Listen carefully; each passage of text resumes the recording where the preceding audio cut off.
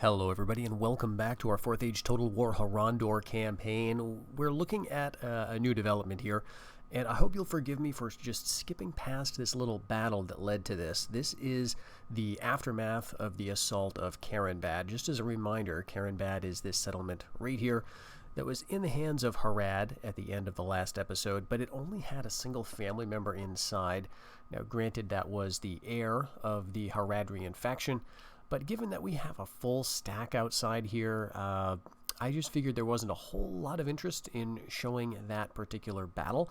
It was pretty basic. You get a likely point on the walls to send your siege tower towards with minimal fire from the towers, and then you capture those towers, open the gate, let your guys come in, put spears in front, archers behind, and just shoot down the enemy general in the plaza there. So all very standard stuff. If you would like to see that though, certainly let me know, but I figure it might be best just to skip on past that one. There will be other siege assaults that will be a little more involved than that, but right now we've got Karenbad, and we could make another good chunk of change by laying this place desolate and just grabbing all the loot that we could. That would give us 4,000, just about 4,000 Mirian from looting. I'm not so sure I want to do that in this case, though. If we just occupy, we'll preserve the population, and the population in Karenbad is going to be a little more important because I imagine we're going to be training out of this a lot more. This is a chief city, which means that it can do all of this stuff. It can do all of the military buildings, it can do all of the economy buildings, and all the administrative buildings, and usually other settlements that do not have this blue banner here will have to choose between those three modes. So we can train our very best units that are available in this region in Karenbad. That said, I think Harondor does have a pretty decent population growth by default, so it may not be as huge of a deal. Let's lay desolate. I like the smoke. We'll just go with that. And what do we have left in the population? 1,300. Okay, not bad. We'll get this back. We'll go ahead and lower the taxes. We'll do the usual stuff again. We do need to destroy these barracks, and this is actually a very important place to get for this reason. The Lord's Barracks is, I want to say, well, we can maybe see if we can get our own. Yeah, it's a 4th tier military building. So denying this to Harad is really, really nice. So we'll go ahead to destroy that and get another 5 grand in the bank. And let's see what else here we might want to get rid of. I think we do want to keep these tribal grants. They're just fine. They're not doing us any harm. And open policy, this is the only thing that we could build here as a chief city. It basically allows you to do everything, so we'll definitely want to keep that.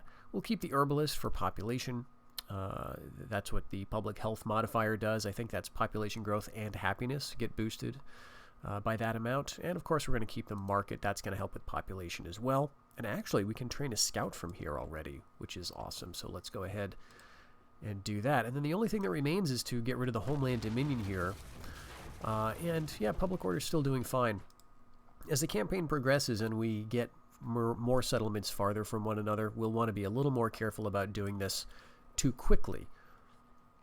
Because as you can see, this is the same turn, by the way, that we got So we're doing this at exactly the same time, getting our provincial pacification set up so that we can then develop our dominion buildings.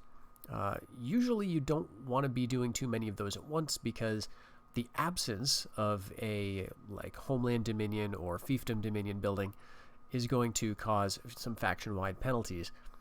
But in this case, it's early enough in the campaign. A lot of our stuff is close enough together that I think it should be just fine. So is that all we want to do this turn? I mean, we're in a pretty nice position here. We found the elephants. They're hanging out at Karasagar.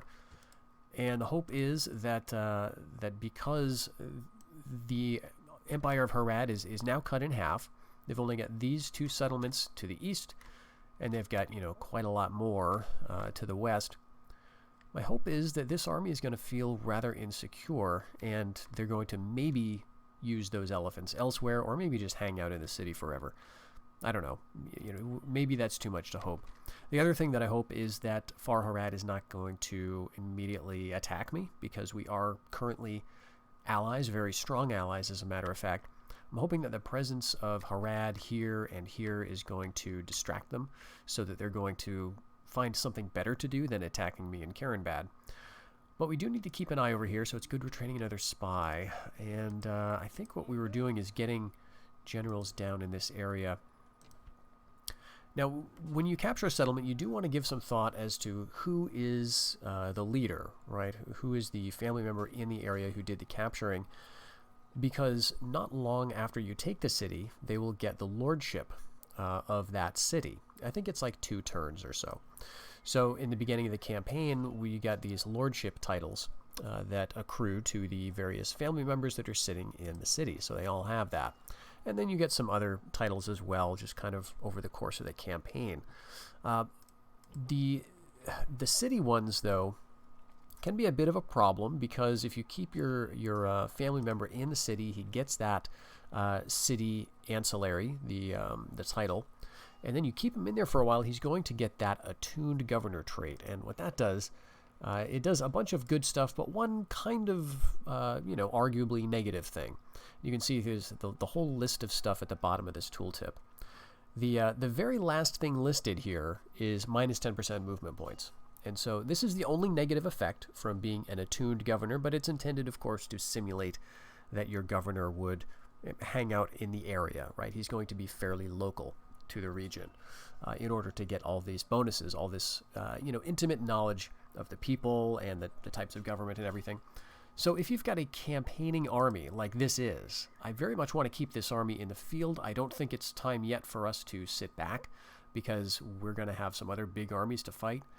I may want to take this army pretty much out of here and complete it with some reinforcements from Harondor, and then decide what to do. Now, my preferred plan here would be to go west, because this is where our objectives are. This is where we're going to win the game, right? We've got to take Umbar City anyway. So this makes a lot of sense. This is, of course, where Harad's greatest strength is. There's a lot of wealthy cities here, so this is going to be wonderful for us to get. But, of course, I'm a little concerned if we take out all these forces here, then Harad could just come back in from the east and take Karenbad back. So we may need to play around with this a little bit. Let's see. You know what? I think what we'll do is we'll leave the skirmishers inside. It'll take this army out, just one tile to the west. Public order looks great. So there's another reason for destroying the population, laying desolate, because that has removed enough of the population that we're not going to have public order issues for quite some time. And, let's just keep them moving. We'll do a bit of training. Again, projected profits are out of whack because we just sacked 2 cities. So this is wildly inaccurate, but we can, if nothing else, get some replacement troops. Let's go for some mounted skirmishers, and let's go with some... Geez, I'm kind of tempted to go with maybe a couple units of Swords of Harad, especially while I've got my faction leader with his training bonuses. He's cutting down the cost of this unit by several hundred Mirian, and he's also cutting down the time it would take to train them. So let's go with a couple of these guys. I'll just queue up a couple right now, and then we'll send them down to meet up with this force. But yeah, meanwhile, let's send this force over this way. I think, geez, do I need 2 spies here? Yeah, I think I do. Let's move this army over here. We'll be going a little blind. We do have another spy in this region, actually, so we can just see if there's any big forces gathering, and there's not. So we've got Adabera here. This would be a very tempting target. There's probably just a family member inside. No walls. I don't think this is a very attractive target for us, though. For one reason, we want to keep Far Harad with lots of things to do, and that is lots of other enemies to attack. So, of course, they've got Karasagar over here. They may have another rebel, settlement to take in the east. But this is their starting settlement, and I think if I take it, then they're going to want to start, something with me. So let's not make it easy for them to break our alliance. We'll just keep moving in that direction. And as usual, we don't want to forget to check out Ithilien. So we've got a siege going on at Minas Ithil. I'm not sure if this is going to succeed. Okay, surprisingly, we can take a good look at the forces here. Company of the Guard. I don't know how many men are in here. It looks like it's a tiny army, though. It looks like this is a very, very chewed up force. Only a single unit in the city and a couple of just battered remnants of units outside. Minus Honor and Emin Arden are both pretty weak in terms of numbers of men. And let's just see that there's not a big army heading down here. Okay, fair enough.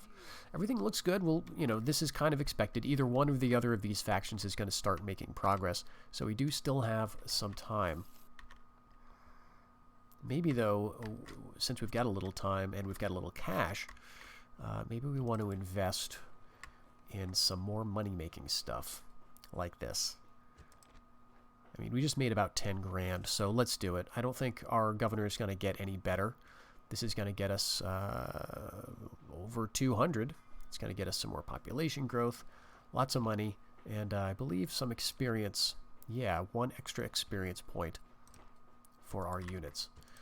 So I think that's all we're going to build for the moment. Considering this looks pretty safe, let's go ahead and use all of our movement to head west. And we want to quickly get this built up so that we can start training stuff. But let's see what we can train here. Again, it's been a little while. Okay, so if we make the first military building, all we're going to get is Footmen of Harad levies. This is a unit that actually we can't otherwise train, which is kind of nice in a way. Because, again, our Footmen of Harondor are the tougher but much more expensive spearmen. So these guys here. So if we look, let's see, 163. This is for 78 men. Let's go ahead and merge them up so they're full unit size. So yeah, 230 for 110 men. Whereas if we were to build up Karenbad a little bit, same number of men, less than half of the upkeep, right? So this is a better cost-effective unit for garrison, just to get some quick numbers. And then if we were to go up to the second tier, we're going to get some Desert Skirmisher levies, which is, again, a useful javelin unit. I have to admit, though, I'm not a huge fan of these, certainly not compared to the Sorting Skirmisher mercenaries, which are only a little more expensive in upkeep and just seem much more effective. Now, it could be just that I don't use these guys all that much, so it just confirms my bias against them. But so this is the local levies that we get. Now, native recruitment is sort of like our own factional stuff, as this explains. One thing that you may miss with this mod is you can actually right-click these lines, like the titles of the sections. So local levies here, this tells you what local levies are. They are the units that are available in regions that you conquer, whereas your native recruitment is, you know, your own guys. So once we build up to tier 2 of the military, we can start getting our own stuff. In addition to these local levies, we're also going to get our Harondor footmen and our Harondor skirmishers. At tier 3, we're going to get all that same stuff, plus swords, Herodwaith riders, plainsmen mounted skirmishers, and then finally Harondor armsmen, archers of Harad, and horsemen of the Harnan. So this is a really good city for us to take because we get basically all of the stuff that we get in Harondor. What do we get down there that we don't get here? Is it just plainsmen mounted skirmishers? Do we not get those? Well, regardless, we get a tremendous amount of stuff. So really good for us to get, and even some very cheap low tier things. Okay, I think that's all we want to do. Let's hit the end season. Okay, interesting. That army just completely bypassed the city. I half thought they might besiege it, but looks like maybe they're instead just heading back to meet up with other forces. Okay, and nothing changing over here. Very nice. I'm just going to keep my spies where they are. And I'll move this guy over in this direction. Alright, so here's that army that we just saw to the west of This is just a noble. He's not the heir or the emperor, and he's got, you know, a wide range of units, from the lowliest footmen of Harad to the very high tier Scarlet Shields.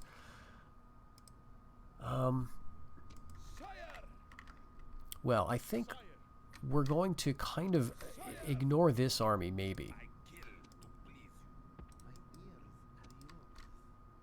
And I'll get my my assassin, or my rogue, over into the west. There's another city off in this direction. Right about here, I guess. So I want to uncover that. And we do still have our field forces.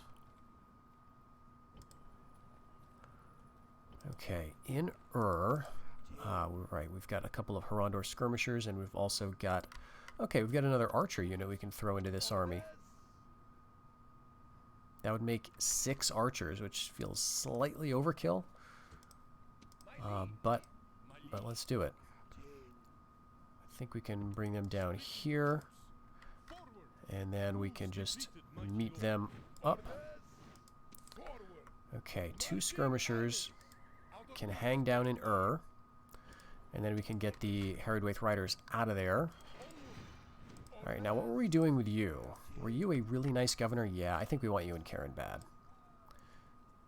I mean, city dweller, it's really unfortunate that we didn't get the good elements of this city dweller trait. But, you know, he's a good enough governor that I think that'll be just fine. And we can't quite get him there this season. Very frustrating. I wonder if it's possibly that cav unit that's taking away some movement points. Nope, I can tell he can't make it. Well, so the concern is if we leave him out here, he might get sniped by this nobleman. Then again, that's not a terribly concerning unit. So if they do hit us, we'll be close enough to the city to get these reinforcements. We'll go in there next turn, and that should be just fine. Alright, so back to our cav army. Yeah, let's, again, just kind of use the cav as a shield. I think this is looking good enough. Right here to go in between. If this army wants to move up, maybe they'll hit our cav first before hitting the bigger army. And move the spy down here. Okay. There's a little bit of stuff in the city and a very small force outside it. Almost nothing. Okay, I mean, it's looking really nice. We're going to retrain Horsemen of the Harnon and Plainsmen Mounted Skirmishers and then send all those units back south. And let's get another skirmisher unit, why not? Alright, but that's looking better. I mean, we're training some stuff. So that is probably what's causing our negatives currently. Okay, we've got a spy now inside Karenbad, which is great. You know, obviously, it's good just for a line of sight, but it's also useful to prevent bribery. So as long as I've got a guy just outside, I want to keep the spy or the scout in there. The other thing that is a little concerning is we've got this enemy assassin. And there's not a lot that we can do about this. We do have a rogue of our own, but as you have seen, his abilities are very poor.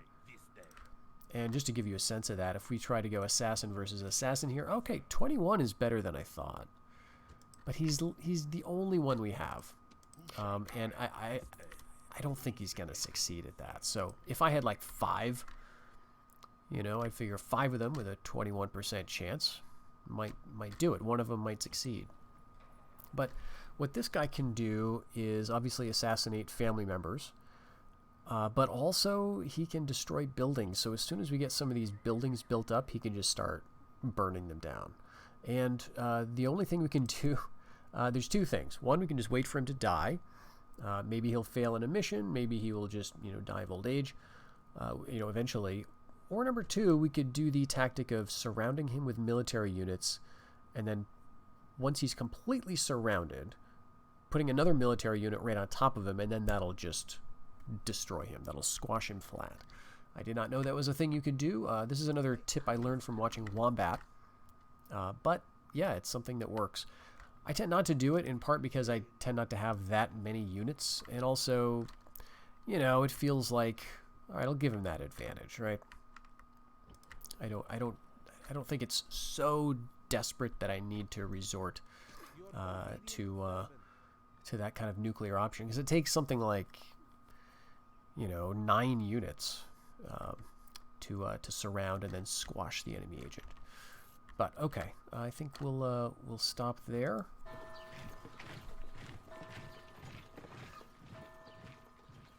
Okay, that's just Harad.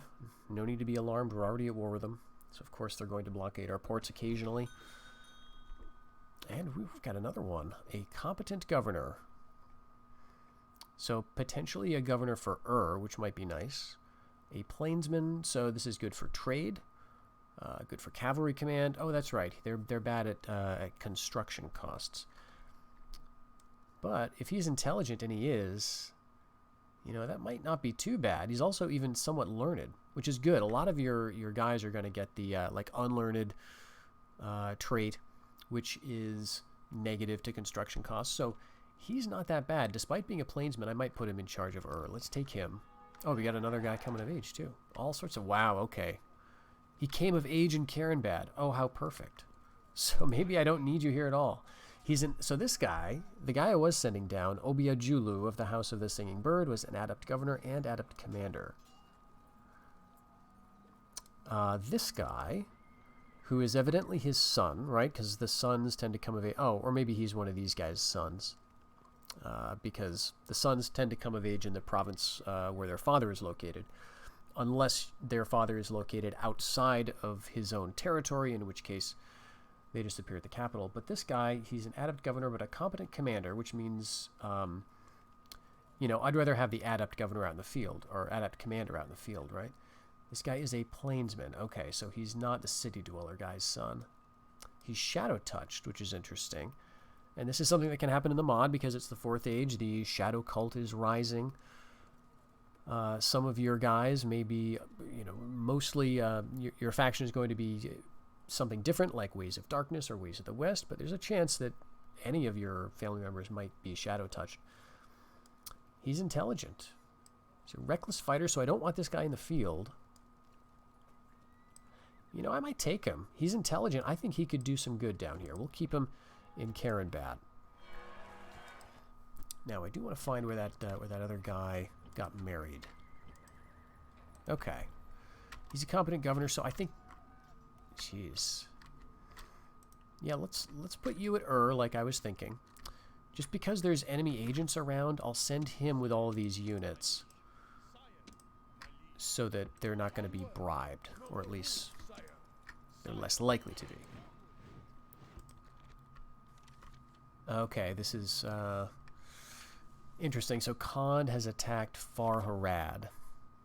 So I'm a lot less worried about Farharad attacking me now. And it's also another reason that I want Harad kind of as a buffer between me and the east. I don't really want to go over here because you can get drawn into long wars in the east where the people don't like you very much. So it's hard land to hold for Harondor. And Rovanian has attacked the Dunabar. Okay. And I think we're allied with them. Is that right? Yes, we've allied with the Dunabar. We've allied, basically, we've allied with Rovanian and the enemies of a Dunabar. So far that's working out for us, you know, in the sense that there's not really too much danger currently. But if a Dunabar started to win, you know, I would be a little concerned because they might then see us as a, you know, potential threat, I guess. Okay, got a lot of building happening. All right, minus 2614. We've got some new family members, so that's going to be part of the issue. I think as for this guy, I think he's relatively young, right? Yeah, youthful. He's lazy and he's overbold, but it might be good to have another guy following up to help out this Cav army. Now, we are leaving Adabara with you know, a half stack. So I'm going to want to keep an eye on that. Let's maybe move... Do I want to spend money on a watchtower? Probably not, because I can still just train scouts. So let's just do more of those. Yeah, let's move him over here. He'll catch up eventually. And I think we're just going to move this army into the west. One of the things you'll notice me do occasionally is not use up all my movement points, and that's because there is a trait here. There are supply traits in the mod. And supply traits have a lot of triggers that affect them, whether they go up or down. Currently, we're well supplied, so we've got really no problems. This is as high as you can get, by the way. And that just gives you a +1 troop morale, so that's nice. If you spend a lot of turns besieging a settlement or on enemy territory or on like ground that is really infertile, like the desert, where your men can't forage, then you are going to be at lower levels of supply, and that can give all sorts of really nasty penalties. So troop morale, of course, but also things like movement points, line of sight penalties, so you're just moving blind through the territory. So it's a really neat trait. I mean, this is probably one of my favorites in terms of how it's implemented in the mod. So for the purposes of this army, I could move him, squeeze a little bit more movement out by pushing beyond into enemy territory, but that is going to potentially start that ticking clock of how bad your supply is. So I'm going to leave them right there. And how are you guys doing in terms of supply? Speaking of, yeah, well supplied, but under the weather. So your guys are also going to get occasionally these. Okay, that's fine, carrion fowl. But under the weather is kind of a problem because he's been out in the wilderness, and so what does that do again? Is it negative hit points? Oh yeah, -1 hit points, -10% movement points. So maybe with him too, what we want to do is just meet these guys back up and wait for our supply to come down from the north. I think I'm going to hold off on more training. We're going to have plenty of men. The more troops coming down from here are going to help maybe hold Karenbad if we get attacked there. And also we do need to start building. And this is going to cost a lot, but it's going to be really worth it. Yeah, this is a fiefdom dominion, and this is a fiefdom dominion as well. Now I could have sworn, yeah, this one is 550. So notice 550. Oh, that's right, because this guy is the governor, so he's actually driving the cost up. 500 Mirian. So I'm actually going to take him out. There we go. Now it's 550 again. We'll go ahead and queue that up, and now I think we can move him right back in. Does that change the cost? I don't know. Probably not, because it comes out immediately. But we're now getting kind of low, so we're going to need to expand a little more, but we also need to get these buildings completed, because if you take a look, this is going to increase our income substantially.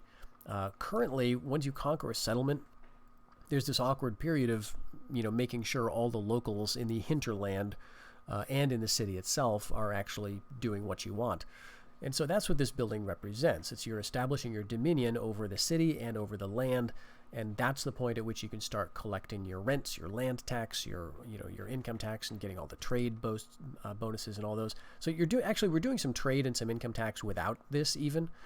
But land tax is a huge part of your income, at least for fertile provinces.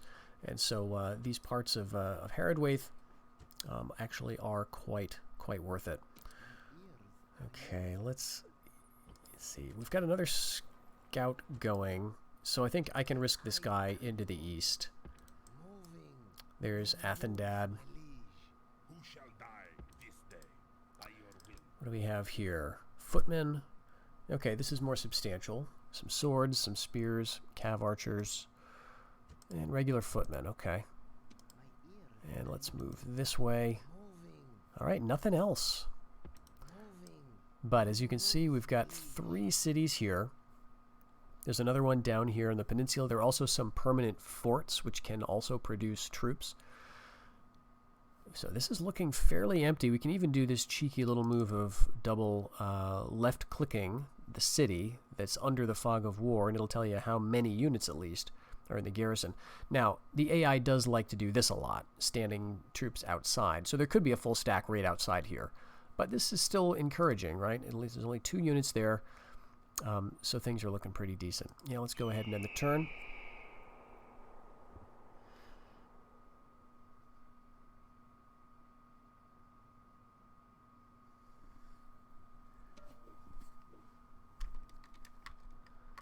All right, we've got this nobleman.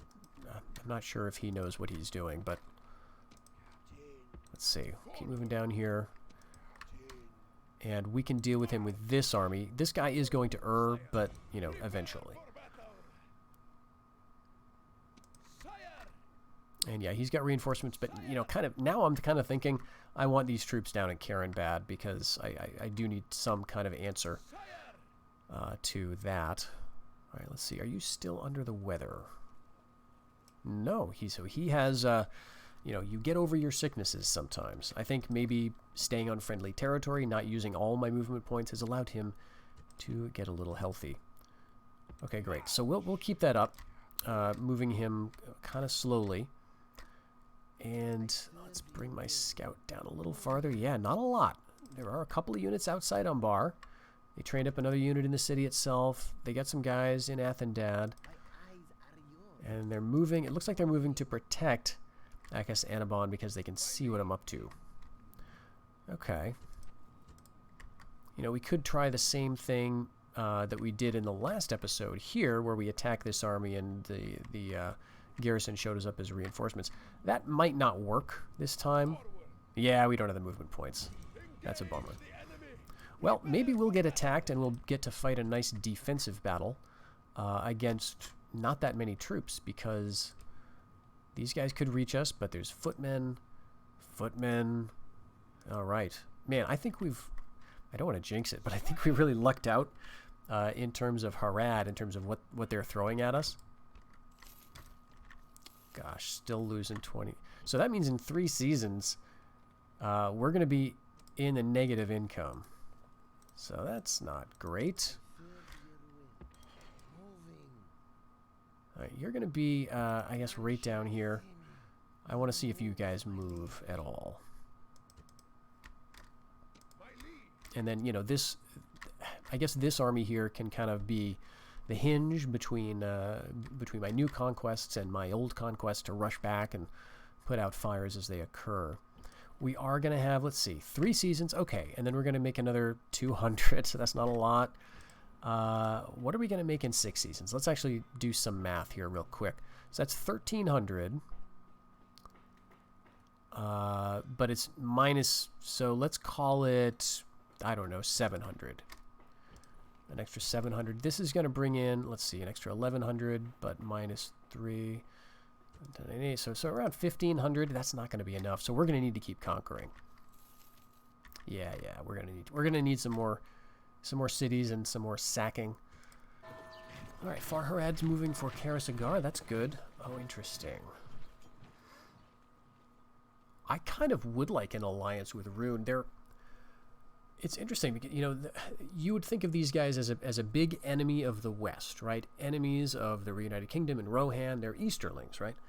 But in this mod, the way it's set up, you've got Rune on the other side of Adunabar and Rovanion from Gondor, right? So Gondor is fighting with Adunabar, and Adunabar is often fighting with Rune. So Rune and the Reunited Kingdom and Rohan end up allying a lot. Rune doesn't make it typically very far into the west. They're busy fighting, you know, fighting Dale and Rovanion. That said, I don't need them to do well, so I will bleed you for cash. Do you have like 10,000 lying around for this alliance? 2650. You know, I'll do it. That'll offset our losses for a couple of turns, so perfect. And that may just get us to the point where we're not seeing negative numbers.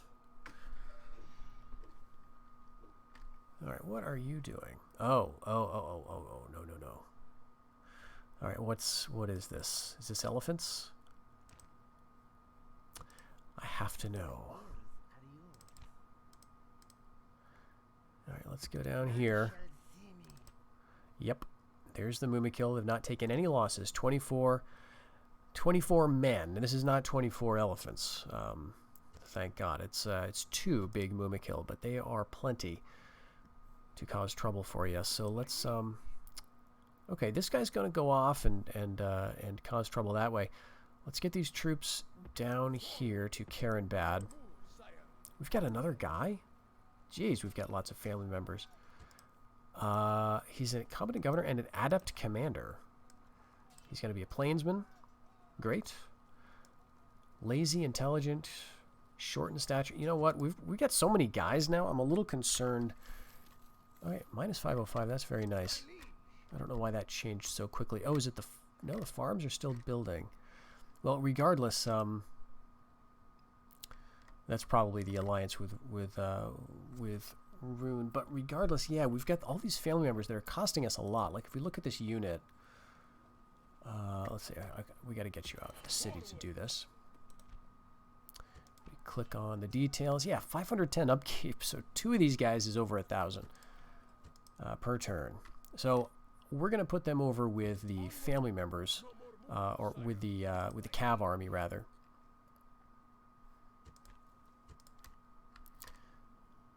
And I don't really have Cav here to take the city, but I could with this army. So we could do an about face. We do a little swap here. We could move the big army back east to deal with these new threats, because these armies are coming out, it looks like.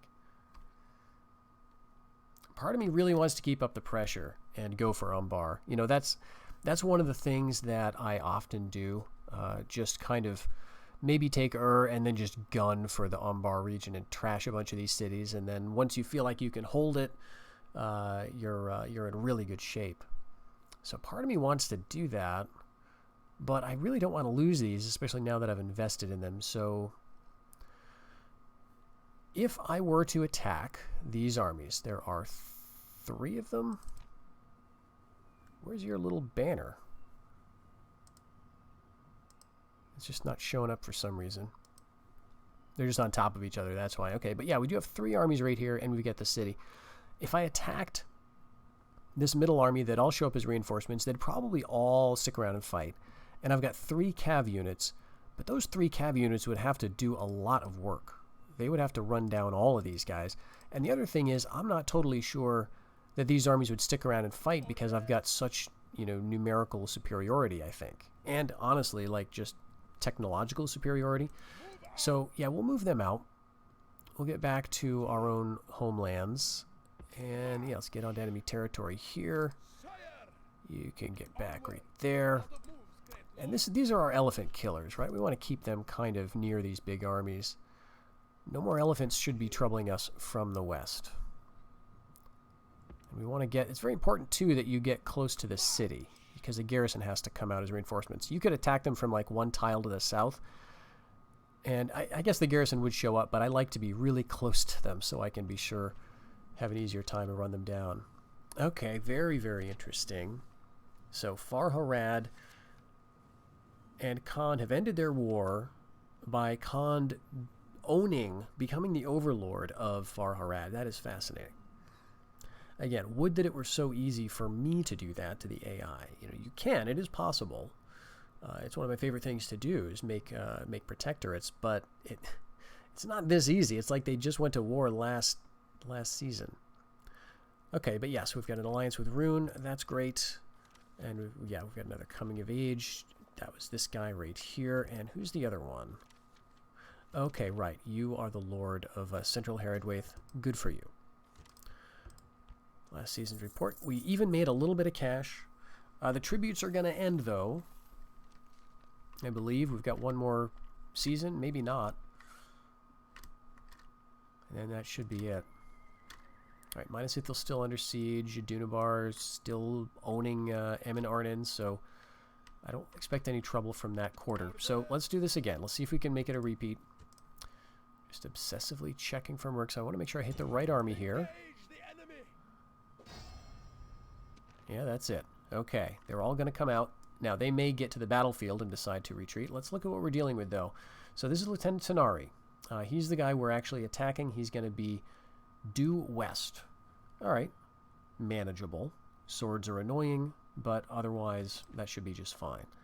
Lieutenant Aswad. I want to be very careful with my pronunciation there. This is, we've got 2 footmen, skirmishers, no problem at all. And then we've got Razi of Near Harad West. He must be inside the settlement. Just a nobleman, so black, serpent black. Only 22 men. He's not the heir or anything. Swords and spears. That brings us up to, I believe, 3 sword units so far. And then Lieutenant Runalco, 300 men. Okay, 4 swords, a bunch of those footmen, something like 4 or so skirmish units. 1 spear. I think only 2 cav. One of them was the Harondor riders and one was the Serpent Black. So this should be very doable in terms of defeating them. Okay, there's the city behind us there. That's where the Serpent Black are going to come from. And we do have the 2 family members here.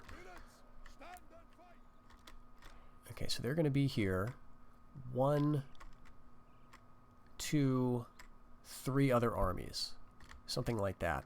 Now, if any one of these 4 armies retreats, like gets a clean retreat off the field, we're not going to get the city. We need to capture them all. We need to make sure that they all rout off the field and, like, you know, capture enough of them that they don't reform after the battle. And in the case of the city, need to make sure that we kill the family member and kill enough of those units. So there's, you know, kind of a lot to hope for, but at the very least we can do a lot of damage.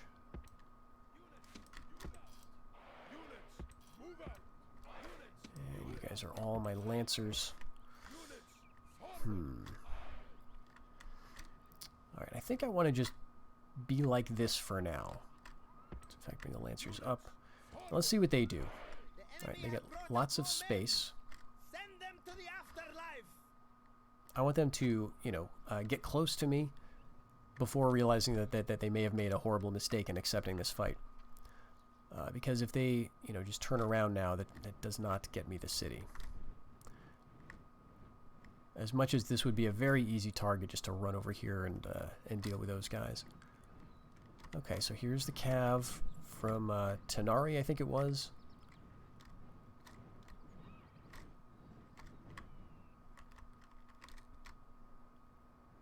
And yes, here's just 2 footmen and 2 skirmishers. And here's a Serpent Black with spears of the serpent and swords. Okay, and they're running. Great. Very, very good.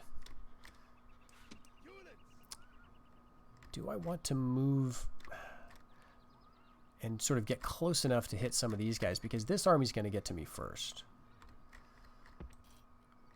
I think I want to, because I don't want to, like, beat this army just yet.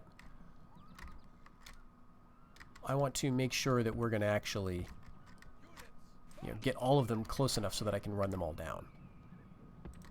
If that means sacrificing the high ground and being kind of stupid, then yeah. Because, see, check this out. They're just standing here. They're going to let the swords run up, do some damage, maybe get killed, and then they're going to withdraw. That's kind of what I'm seeing here.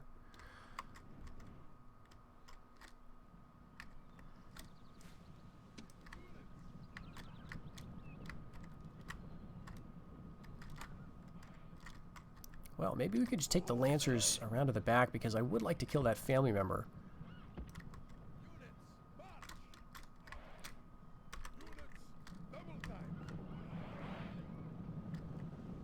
Our spears there, so let's split off like 3 of the skirmishers.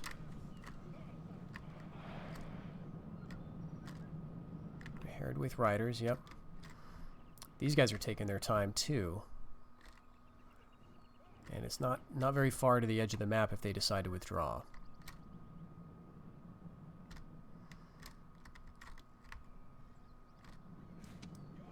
Alright, I'm going to just group you guys just for the convenience of keeping track, and you can now walk. Alright, halt.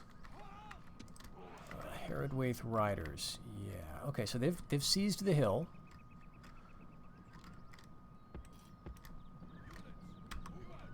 Come around that way, and yeah, we got Swords of Harad here, so now we've got to start doing some work, which I'm kind of neglecting. Oh, whoops. I thought I had the Harondor riders. Alright, let's just charge them all in.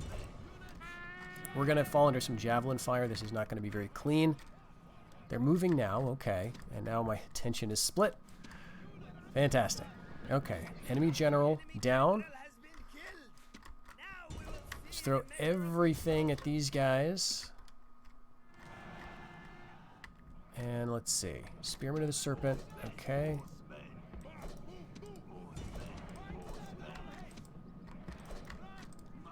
Alright, those are spearmen. Yep.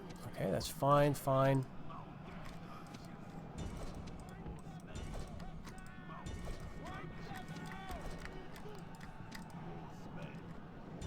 Alright, we're going to capture him.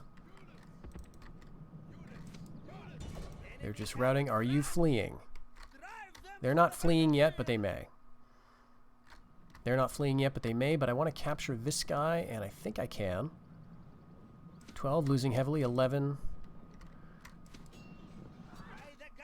Yes. Alright, let's do that. They're shaken. We should be able to drive him away. You guys all go here. And you guys, only 2 of you, I guess, go this way. Okay, we do have swords to worry about sometime. We killed you, right? Yeah, you're dead. So I don't need to worry about this unit at all. Alright, everybody charge up here. Take them.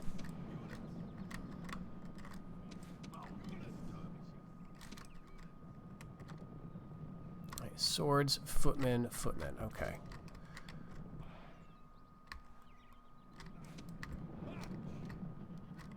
Yeah, we don't need to worry about you. I thought I ordered you to take out the swords, but actually it'd be more useful for you guys to come down here and deal with those footmen. Okay, footmen are holding longer than they have any right to. There they go. Those guys are routing. I think this is the general of this footman unit, so once we take him out, it should be no problem. Yeah, you guys come down this way, right?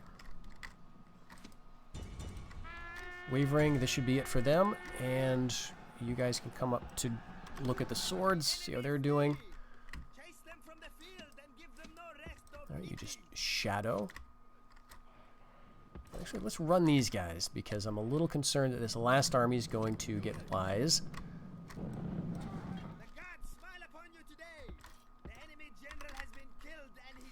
Okay, these are 2. We got family members in here. We are really, I mean, this is not good, right? This is not like a good battle in terms of how I'm playing it, because I'm just throwing gobs of stuff at things. We do want to ungroup them. All right, let's maybe put a little bit of thought. Enemy cowards, run! Drive them from the battlefield! Back. Send the lancers those footmen, because like I'm doing a lot of killing with just mobs of men that I'm not really paying that much attention to. All right, and like, okay, the lancers broke through, good. Now we'll do the same thing here. Hit you from all sides. And in fact, he's presenting his back to us, which is an interesting tactical choice. So that should be it very soon. The swordsmen are gone. That's it, right? Okay, we got this one unit of swords right here. Wavering, and then gone. Okay. That's 4 enemy generals. 1, 2, 3, 4. And most, if not all, of their units. But yeah, look at the losses here. We got 27 men left, 18 men left, 10 men left. We're going to definitely need refitting. This is, of course, going to help a little bit with our income problem, but, you know, the big disadvantage, of course, is that we do need these men to keep pushing west into Harad. But if I did this correctly, then we should have another city, a 3rd Haradrian city. And let's just see how this goes. There's just 1 unit marching off the battlefield there. Let's see, only 14 survivors in this one army. All the generals gone. Yeah, 588. So we lost, okay, fewer than 100 men, but still very sloppy, right? There was a lot to deal with, and so I was doing a lot more fighting with the skirmishers than I should have.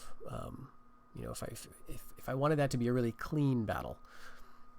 But I don't know. Like, I think maybe I've just reached the sort of the limits of my abilities. I don't think I can micromanage, you know, any better than what I've just done. All right, do we have movement points left to take the city? Boy, I hope so. Lovely, lovely. Okay. Yes. In the interest of finances, I may occupy this one as opposed to laying desolate. That would make us 3,000. That is very tempting. I'm just thinking like in terms of income tax, you do want a large population base, right? To make sure you've got a lot of nice little taxpayers. But this would help us in the short term. So let's do this because, immediately we are going to want to do this whole thing again. So what do they got here? Hosting halls, I believe that's tier, 3 actually, which is quite good. They've not been wasting time. That makes us another 3,000. So this is a military policy settlement, and I don't know that I'm going to bother with that. This has ivory, and that's a very good trade resource. With a precious materials charter, we can build some nice industry buildings, and that's going to improve the trade. And in order to build the higher level traders, we're going to want a financial policy. So I think I will destroy this. Mumakil training grounds. Now let's see. Yeah, this does nothing for us, but this is where Harad could theoretically train more. This is the only one that they get. It's pre-built. And interestingly, if you're playing as Far Harad, you can train elephants, but you can't build this building. So it behooves you to rush for Akasanabon and take it as soon as possible as Far Harad so you can train your own Mumakil. I'm going to do a Far Harad campaign sometime. They are a lot of fun. But yeah, we're going to get rid of that. That's some just extra money for us. And yeah, Homeland Dominion. So we're back up to almost 20 grand. Low taxes there, and just make sure we've got low everywhere. Let's see. I think, though, here we're going to want to put this, on the local governance for a growth policy. He is discourteous, which could be worse, but it's not that great. Minus 10% to trade, income tax, land tax. But with that little change, I think we're going to see him go up a point in the next season. All right, let's check our leader's influence. I think, what was it, 5 or was it 6 before? I can't remember. I think it may have been 5, so maybe we've gone up by 1. But at any rate, we have, in a relatively short period of time here, made a good bit of progress. Now, I think we'll end the episode here for today, but we're in a pretty good position. We've got Akasanabon. And as usual, we'll go for an emissary here. I don't want these guys to stick around too long, but as I don't have any reinforcements just yet, I will need to give some thought to that. So let's go ahead and start queuing up just some mounted skirmishers for that purpose. And in Harnen, let's get a couple skirmishers just for garrison duty. What we'll do is, take a look in the next season or two and see what's coming at us, because we've got these armies that are definitely pointed in this direction. And when they get here, I don't want my cav army to be trapped inside. So we're going to have some sallies timed out pretty well. This guy could come, for example, and put us under siege right now. I don't think he will. He's just one unit. But we're going to have to watch for it. We don't want to get under siege by a big army that we don't want to sally out against. We want to fight a field battle if possible, and then, then see what all this is going to do, because we may have elephants coming from the east. So a good start, I think. We're, honestly, this has gone smoother than I expected, so I hope I didn't just jinx it. But thank you very much for watching. And in the next episode, we're going to see how much farther we can go. If I can get reinforcements down here, we can take this cav army, do a bunch of damage, and try to get these coastal settlements, because that's where you start making really nice trade income, and that'll solve our problems, at least in the short term. But in the meantime, thank you very much for joining me. I hope you'll stick around till the next episode. Until then, take care.